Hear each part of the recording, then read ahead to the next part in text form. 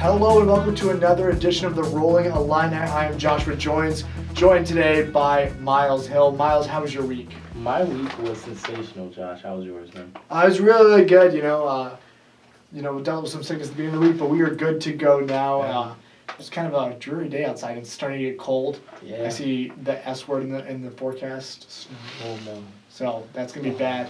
But today's kind of an important day for me, and not important, but like today I found out that it is World Spina Bifida Day. For our listeners who do not know, I was born with a disability called spina bifida. It is one of the most common birth defects in the United States. Each year, about 1,645 babies are born with spina bifida. They don't really know what the cause of it is. Yeah. They think it's vitamin B12, which they actually in 1998 made them put it in cereal. So cereal is fortified with it, and pregnant women are now asked to eat a lot of it. Yeah. And the CDC also defines spina bifida as what they call a snowflake disability, and it's because the outcomes of people's spina bifida are so varied. It's on a wide spectrum. Yep. And I am incredibly blessed to have been born on the high end of that spectrum. I am one of the about 15 to 20% of people with spina bifida that can walk around on a daily basis, and incredibly blessed to do that. But that doesn't mean it's always been easy. Yeah. I've had 15 hospitalizations and countless other quote-unquote bad days. Yeah. And so I just want to take the time to thank all of the people who have been a part of my support system, whether that be family, friends, teammates here, teachers, professors, everybody who has been a part of my life and has been there when I needed them to be there. Yeah. Thank you so much. That means the world to me, and my successes are your successes. And that's kind of what I was thinking about today, is the incredible support system I've had and all of that stuff. So happy World Spina Bifida Day. It's incredible. I actually didn't know Spina Bifida Day. I walked in to do my lift up today, and Matty Ice was like, "Hey, happy World Spina Bifida Day." I was like, "Thanks. I'm so glad I survived Biff Brain." So for 22 years. So yeah. No, I would say the same thing. Spina bifida is a big disability, especially when it comes to adaptive athletics. It's a very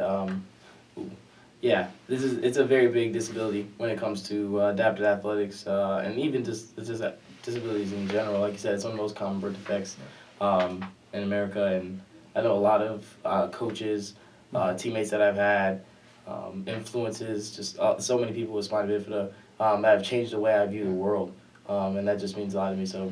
And one of the things that's really incredible is when I was born in 1998, the people that were older with spina bifida didn't have great outcomes. Yeah. And so the improvement in outcomes that have changed since I was born and since the early 90s is incredible. And now people with spina bifida are supposed to live happy, healthy lives, living into their 50s and 60s, which is what was unheard of back in the day. So just incredibly blessed to be living when I'm living, to have incredible doctors who got me through some interesting rough patches, some serious rough patches, and then obviously my parents and friends who got me through all of that.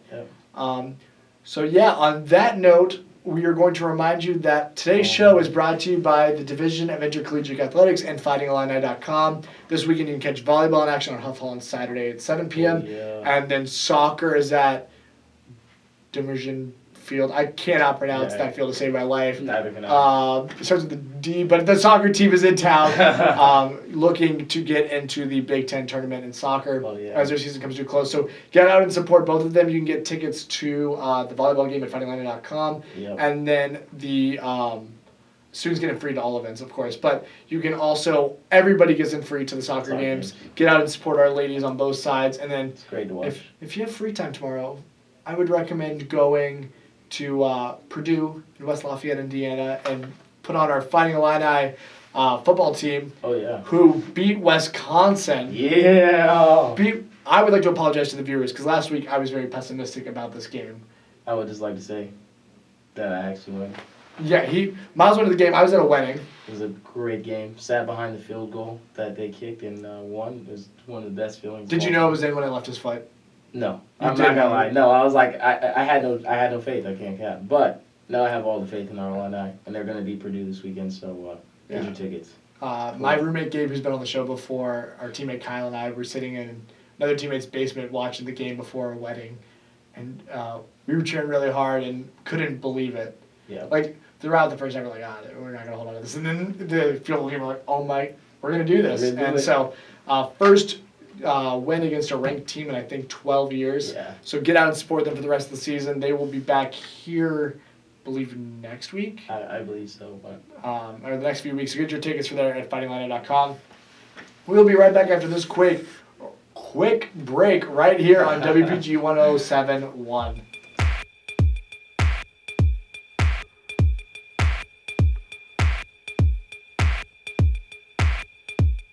Hello and welcome back to the Rollin Illini on WPGU 107.1. You can also listen to us on the brand new WPGU 107.1 app. You can download that on Android and Apple devices. Any device you have, go and download it. It's a great app, and you can listen to WPGU whenever you want, even if you were outside of the radius of the radio station. I also like to thank Andrew with UPTV for being here every week. If you like the show, you can watch us and see our pretty faces every Wednesday at 9 p.m. on UPTV. Thank you guys so much for being here every week. You guys are fantastic. Yes, sir.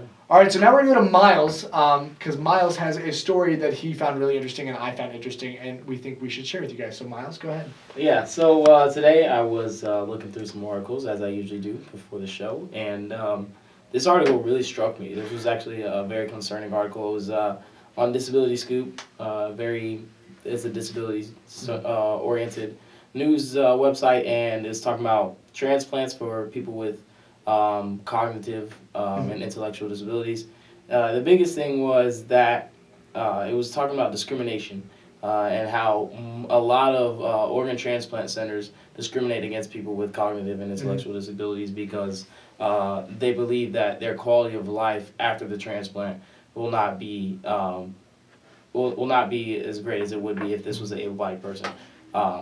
And one, just straight off the principle of that, I think that is just completely immoral, unethical, and the ADA protects against this. However, the problem with the ADA protecting against this is that it's an organ transplant, and you can't really sue someone for an organ transplant when you need an organ. There's kind of that. There's no time or energy or anything. Yes, exactly. So some of the statistics that I was looking at were really alarming. So 52% of people with disabilities who need organ transplants are able to request and receive like a nomination. So you have to, when you're going into the organ transplant process, for those of you who do not know, you have to request an evaluation. And so your physician will either say, yes, you can receive an evaluation, and then from that evaluation, they will then make the decision on your organ transplant. So 52% of people with disabilities who've requested for an organ transplant are then put up to receive it and or to be evaluated, and only 35% of those who are evaluated even receive who request the evaluation even receive the actual evaluation, which means only 1 in 3 people who are told by a physician to a doctor, hey, this person should probably be looked at for an organ transplant, even gets a chance to be looked at. And then from there, it's an even lower rate of who gets the actual transplants. 62% of pediatric transplant centers make their decisions off of disability alone. 60% of transplant centers have serious reservations about kidney transplants for people with cognitive and intellectual disabilities. So very, very alarmingly high rates of decision being based off of disability alone. It's very interesting. Can I ask you does the kind of study, does it include like mental and cognitive disabilities? Is addiction included in that type of kind of category? Yeah, addiction, any cognitive disability, whether it be anything in terms of learning disabilities, like just anything on that spectrum of cognitive disabilities. And also one that I was not expecting to see on this list, which really was interesting to me, was HIV and AIDS are also one I wouldn't say disability, disease that prevents a lot of people with that, which it wasn't surprising to me to see that you wouldn't get a transplant from it, but more surprisingly that it was put into the study as well. So that might have inflated the numbers. I mean, it's still not great, but it might have inflated the numbers. And there's that as well. I think that would have inflated the numbers, but the fact that it's this high and the main focus of the study was on cognitive and intellectual disabilities was really interesting to me. So this was a alarming article that I read today. If you wanted to play devil's advocate and be like one of the organizations that does the transplants, what do you think is their main reservation behind transplants for people with cognitive and intellectual disabilities? The biggest thing that I was reading an article is actually the post-surgery requirements that you have to attend. So once you get the organ transplant, it's not like, you can just go live your life, you know what I'm saying? You have to continue to come to the doctor and be able to make certain visits and work to accommodate a new organ to your body. Your body still has to accept this organ, like it can't, sometimes it will reject it. And the biggest thing for doctors and those who were evaluating these organ transplants were that they didn't think that people with cognitive disabilities would have the support and or competence enough to make it through that process, which was really wild to me, because I thought when I was reading the article, it was like, this has to do with just the quality of life, like how long they think this person will be able to live afterwards with this transplant. But the biggest thing and their reservation was the post surgery requirements that you had to go through. That's really interesting stuff. I would love to see a study on the same thing with physical disabilities, because we talked about this before the show started, that when doctors decide who needs a transplant, two things are involved.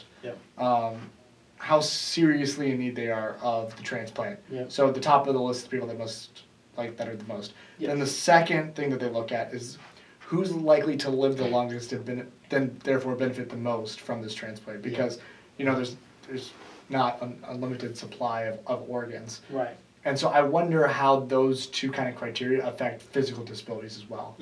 Because people with certain physical disabilities don't live as long, whether that be from UTIs or different infections that they get. So I wonder if there's a study out there that explains that role. So that's something that I'm going to look at this week, and then we'll talk about this again next week if we find something on physical disabilities, because most definitely. I think that would be interesting to see the difference between the two and if the reservations are the same. There was definitely a part in the article talking about, and this wasn't necessarily directed towards people with disabilities or physical disabilities, but it was just something that I thought was really interesting, because it talked about possible like skin grafting that you would have to go through.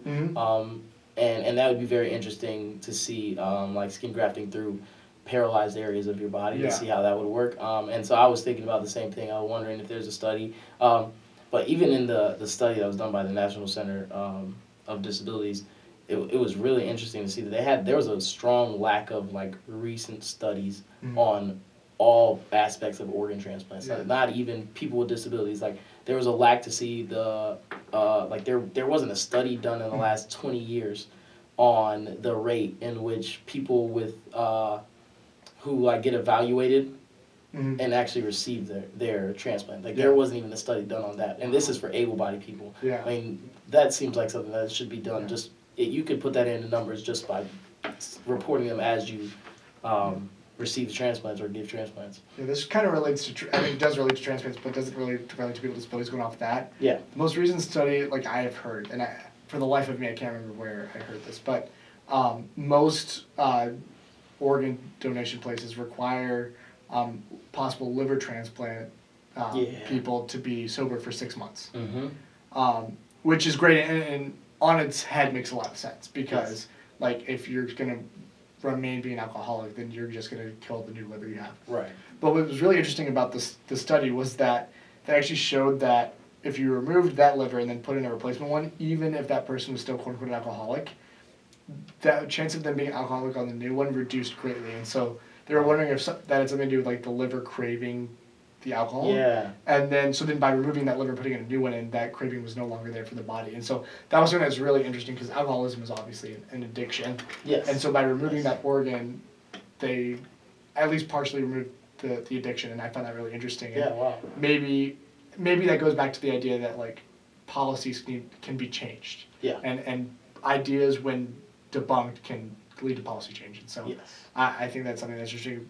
Organ donations are obviously very serious and very important, and so this is something that we should continue to follow for sure. Most definitely. I kept looking online, and unfortunately, like I said, there was a short lack of studies, but I'm going to continue to look through Disability Scoop. They have a wide variety of stuff on health, and then that was something I thought was really interesting to see. So I agree. We should continue to work on and look at the topic because it was really interesting to see.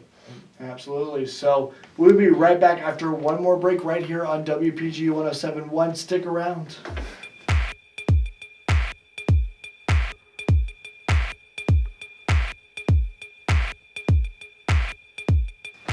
Hello and welcome back to the Rollin Illini right here on WPGU 107.1 and on Wednesdays at 9 p.m. on UPTV. Oh, yeah. So we're going to switch it up a little bit, and I'm not going to lie to you guys, it's a pretty serious topic and one that we kind of debated wading into ourselves.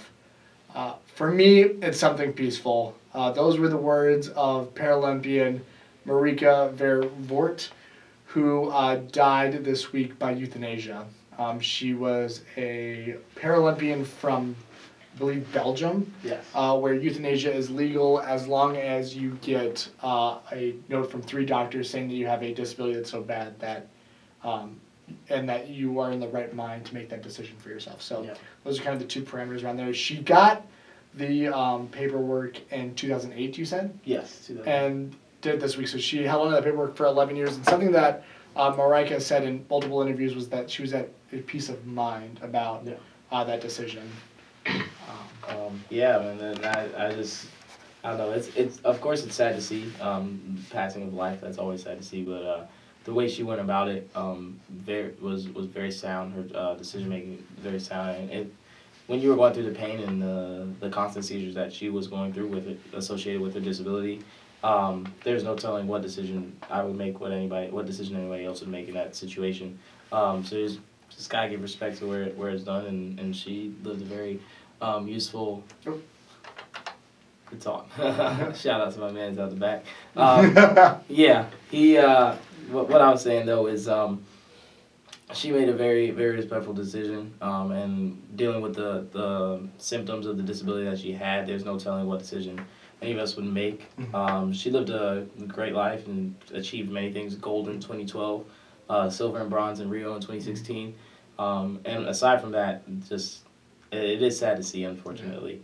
But I definitely, as much as I'm not necessarily the biggest supporter of euthanasia, I do agree that this was, in terms for her, definitely in her best interest if that's what she wanted to do. And I'm glad to see that that's the decision that she made and she was at peace with. She was at peace with the decision, as Miles said. Vervoort, who was 40 when she passed away, won a gold and silver medal in wheelchair racing at the 2012 London Paralympic Games. 2 more medals 3 years ago at Rio. What's interesting is before she went to a Paralympic game, she had the paperwork to do this, and so she had a rare degenerative spinal disease, which meant constant pain. She talked about sleeping only 10 minutes per night, which I can't imagine. Right. And severe pain that caused others to pass out just watching her, which is insane that you have pain so bad that other people watching you pass out. Yeah. She talked about it being hard on her body. She spent her last evening with close friends and family and shared a glass of sparkling wine, which she referred to as a painkiller. And the condolences just poured in. She lived a very good life for the disability that she had, and touched a lot of people, and you know, obviously euthanasia is not something that's legal in the United States, and I'm with Miles in agreement that it's not the decision that I would make. But the fact that she had that ability, the decision that she stood so strongly and such an advocate for something that she believed in is really really cool. Yeah. And you know, we send our best thoughts to her family and to her friends, and whatever she believed in, we are praying for her as well. Yep. So that's that. We're gonna leave that there and just say that rest in peace, Marika Vervoort at 40 years old, and move on to something a little bit lighter. Yeah. For sure. So Disability Scoop is the website Miles was talking about earlier, and on there earlier this week they ranked the nation's most disability-friendly cities. Most and least. The results are based on the analysis of 182 of the nation's most populated cities, conducted by Wallet Hub, which is a personal finance website. There were 33 different measures of disability friendliness in 3 big categories. the economy, quality of life, and healthcare, which are healthcare is a big thing Oh, for people with those are disabilities, and big then the categories. economy and quality of life. So those are the three I would go with if I was Right. running this as well. So some factors like employment rate for people with disabilities and the effectiveness of the state's Medicaid programs were given extra weight. So it was weighted by different things, and the research relied on a mix of government data, information from nonprofits, and sources like Yelp and real estate website Redfin, Wallet Hub said. So topping the list. There's one close to us. Miles, I'll give you a couple of guesses on the most cities. So let's see. This gives me the top 5. Name one of the top 5. Okay. Well, you got to give me at least a little bit of a hint. Like, how big are the populations? Like, is this a city that So there's 3 cities that are fairly big. Okay. 2 of which are in the Midwest. Of those 3, and then 2 that I'm not expecting you to get. Okay. All right. Let's see if I make a guess. And one of the 3 big cities is a West Coast city. Okay. My West Coast city guess is going to be San Francisco. Ding! Let's go. You got that one right. Take San those. Francisco is on the top of the list at number 5. Oh yeah, we take those. All right. What else? My Midwest cities. I am gonna go with. Ooh, this is a very interesting guess here. I'm gonna go with St. Louis. Yes. No way. I'm on the dime right That's now. the one. You are 2 for 2. I'm going rolling with them. All right. What is the 3rd Midwest city? All right. I don't even want to ruin my streak right now. I just want to, 3rd Midwest city. I'm gonna go with. Oh, I have no clue. Right now we're just gonna kind of full sender. Minneapolis. Yes. No way. You're 3 I'm on for it. 3. I'm on it right now. So y'all can't guard me, man. I swear I've never All read right. this article. I will give you the state of the last 2 because I wouldn't get these, but you are 3 for 3 right now. We take those. Just know that. All right. So this other one is in Arizona. Oh. Yeah, so I'm assuming it's not Phoenix. So with that, yes, I have no other cities in Arizona in mind. So yep, I got another question. So we'll just give you the top of the list. Congratulations on getting those 3 We big take cities. 3 for 3, Miles Hill. What an incredible start. So number 1 on the list was South Burlington, Virginia. Oh, okay. I don't even know where that city is. Yeah. I mean, other than the fact that it's in Virginia. Virginia. Oh no, Vermont. Oh. South okay. Burlington, Vermont. Okay. Well then. I even got the state wrong. So that tells you what that is. And then Scottsdale, Arizona is number 2 on the list. Number 3, St. Louis. Number 4, Minneapolis. And number 5, San Francisco. We take those. Then lowest on the list, and I'm going to get your opinion on this. Last place on the list went to Providence, Rhode Island, but other poorly ranked cities include Bridgeport, Connecticut, New Haven, Connecticut, Gulfport, Mississippi, and Winston-Salem, North Carolina. Oh, Winston-Salem. Yeah, you're at the bottom of the list for a reason. Why do you think they're at the bottom of the list? 'Cause I know, so for those of you that don't know, Miles is from North Carolina, and we know very well about this. Yes, Winston-Salem is, first of all, honestly, it's just very inaccessible. Like their infrastructure in terms of getting around, sidewalk transportation, their busing system is very, it's not the best. It's not terrible, but in terms of transportation, it's very hard to get around that city. With disability, I've played against a lot of people on wheelchair basketball teams there. I know people from wheelchair rugby teams there. They talk about it all the time. If they didn't live and have a lifestyle in which they could support their own transportation, that would just be one barrier. That would be too hard for them to live in the city. But healthcare, it's very far from there in terms of the next biggest kind of like hospital. Elon is probably the best kind of hospital in that area, and that's about at least a 20-minute drive from there. So it's very interesting, but I would love to see it grow and rise on that list, most definitely. But Winston-Salem, has some work to be done, that's for certain. Yeah, so Winston-Salem is 180 out of 182. Oh, gosh. Bottom list was Providence, Rhode Island, Bridgeport. Huntsville, Alabama, and Mobile, Alabama are 177 and 176. Birmingham's 174, which is interesting because Birmingham actually has a training facility for the Paralympics. That's very interesting. Lakeshore. Let's see. Knoxville, Tennessee's 161. I'm looking for Atlanta right now. I know it's going to be in the 100s for sure. Yeah. I just have no faith in. Yeah, Atlanta, Georgia's number 119, but oddly gets high ranks in is number 16 in quality of life, which I would agree with. It has a great hospitals and also has a really good spinal rehab facility. At the Shepherd Center. So, so the top 10 is South Burlington, Virginia, Scottsdale, Arizona, St. Louis, Missouri, Minneapolis, Minnesota is number 4, San Francisco number 5. Overland Park, Kansas is number 6. Denver, Colorado is number 7. I have a couple friends there. Grand Rapids, Michigan is number 8. St. Paul, Minnesota is 9. Columbia, Maryland is 10. And that is the top 10. Are there any other big cities that you're interested in? Because it is the biggest cities. I'm very interested to see where like big cities like Chicago, those places rank. What I would call big cities. The highest ranked one is New York. New York is ranked number 18 and is actually number 3 in quality of life for people with disabilities.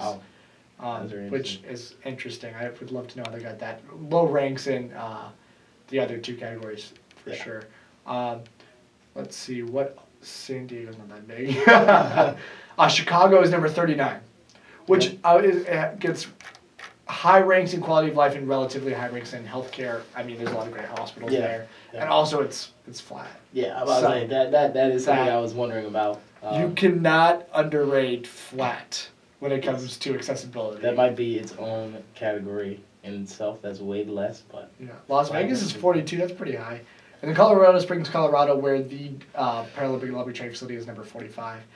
We will post a link to this Wallet Hub address on our Facebook page. You can follow us at Rollin Illini. And then on our Twitter, I'm going to try to get on our Twitter a little bit more than I have been. You can follow there at Rollin Illini as well. You can follow me at Josh Joins. I think it's DFSL24. So How did you come up with that name? Because we have time, and I'm just interested. DFSL stands for Diamonds from Sierra Leone. This is like another very dark topic, actually, that we're kind of stemming into. For those of you that don't know what blood diamonds are, very interesting topic. It is basically it's almost slavery.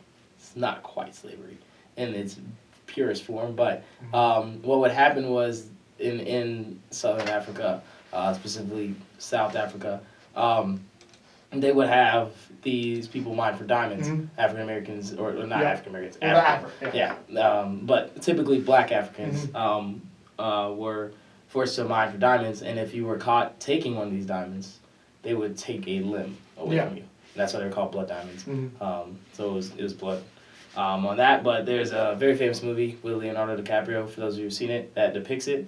But it was a song, actually, that I used to listen to called Diamonds from Sierra Leone. And it was really, actually, a song I liked a lot, and it has actually, very little meaning towards Diamonds from Sierra Leone. But when I created my Instagram, that was a song I listened to, and now I kind of own it now. It's kind of there. So. I would have never guessed that in my wildest dreams. Right? It's very interesting, but... So, that's kind of all we had. Avery was not able to join us today. Unfortunately. We hope to have him back next week. Yeah. So that means that we don't have a last big thing for today, which means we're going to wrap up the show just a little bit early. Unfortunately. So we just want to remind you guys that next week is a big week. So it's the last week before the wheelchair basketball team here in Illinois starts traveling. So it's going to be a sports-heavy week. We will be discussing or talking to both the men and women's head coaches with interviews we'll hear from there, discussing expectations for the season, what the coaches are expecting, and what we see out of both teams. And hint, it is very, very promising this year for both teams. So you will not want to miss that. 6 to 7 p.m. right here on WPGU 107.1 next Friday. Until then, stay safe and keep it rolling. We will see you here next week. See y'all later.